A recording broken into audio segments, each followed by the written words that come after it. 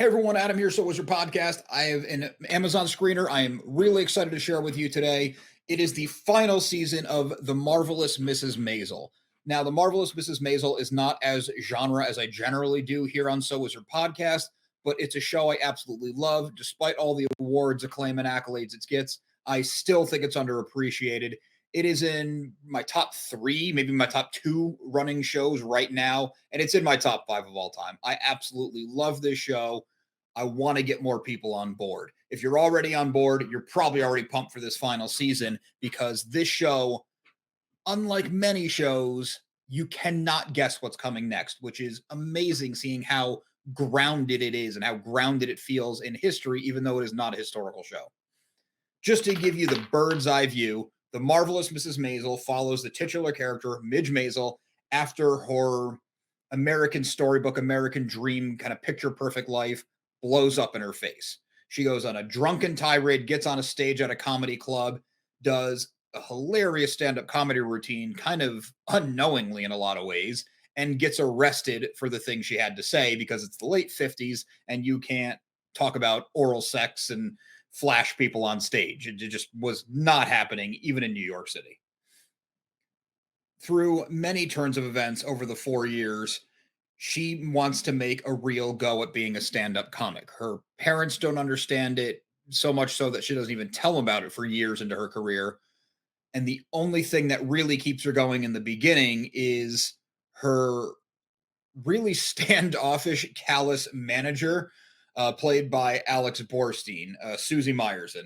Susie is just as hilarious as Midge, does not do the stand up comedy thing. She is an abrasive person. She's like a fish out of water in the entire time period. I think this is the best work Alec Borstein has done. And to go into the cast of this, there isn't a weak link. Just again, bird's eye view: Marin Hinkle, Tony Shalhoub, Michael Zegan, Kevin Pollak, Carolyn Aaron. Yes, I am reading the IMDb just to try to stay on track. This is like my fifth attempt at making this video, and I just keep rambling and gushing because I love this show so much.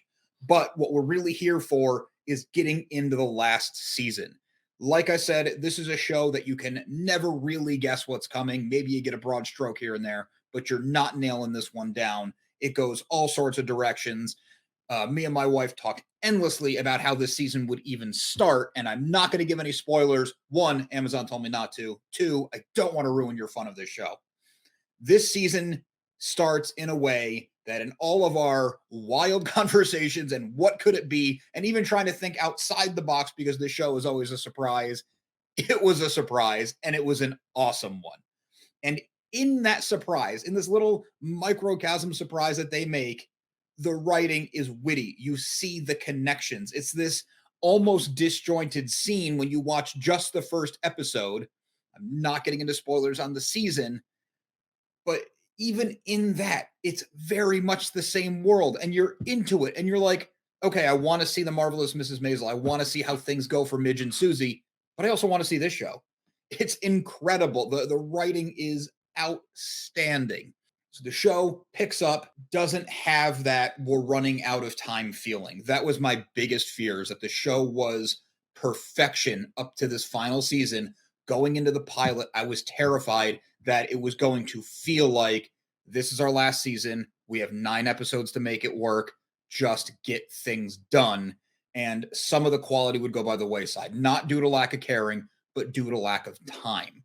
I don't know if they had 3 seasons outlined or cramming it into one. I really don't know.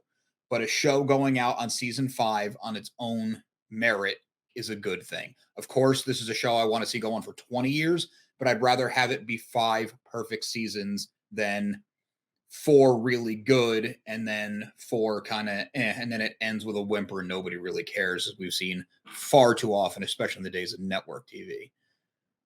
So far, Marvelous Mrs. Maisel is not going down that path. I was every bit on board. And when the first episode ended, for me to sit down and do this video, it was so hard not to click that watch next and just blow off the rest of my day and finish the entire series.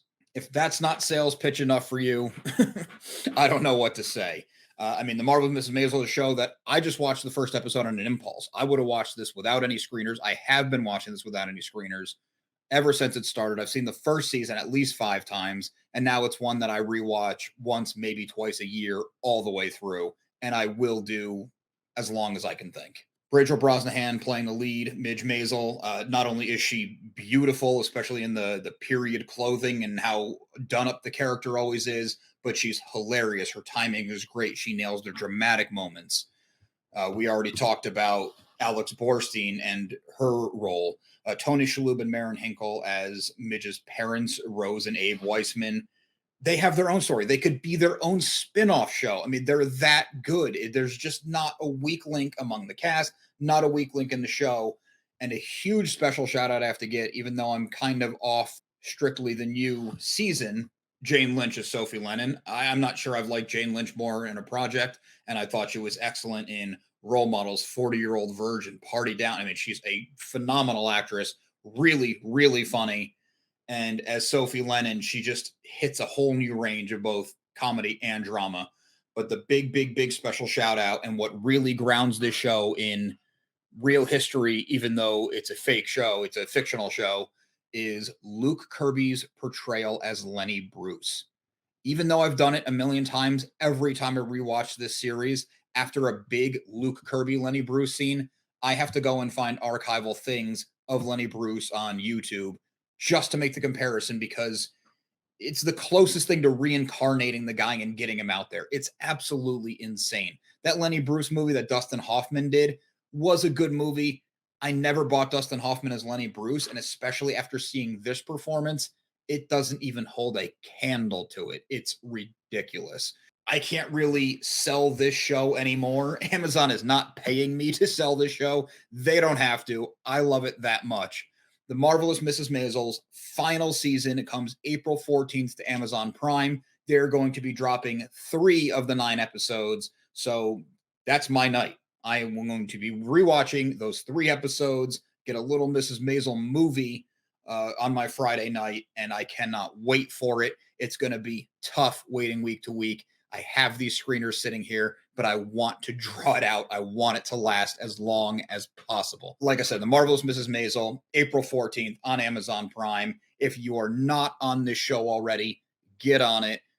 Shut down YouTube, whatever device you're watching this on, get rid of it.